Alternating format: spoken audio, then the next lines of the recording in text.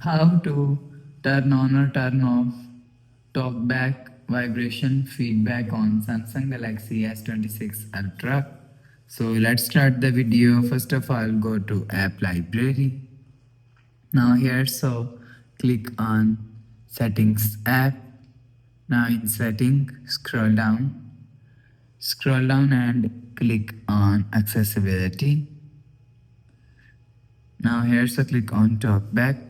So after click on TalkBack, so click on settings. Now in TalkBack settings, so click on sound and vibration.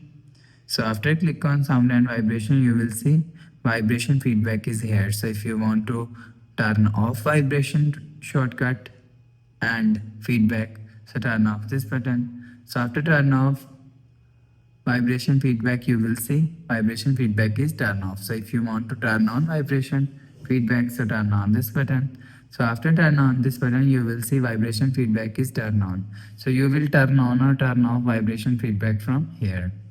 So after the process, go back to home screen, refresh phone. So that's how you can turn on or turn off TalkBack vibration feedback on Samsung Galaxy S26 Ultra. So if you like the video, please subscribe. Thanks for watching.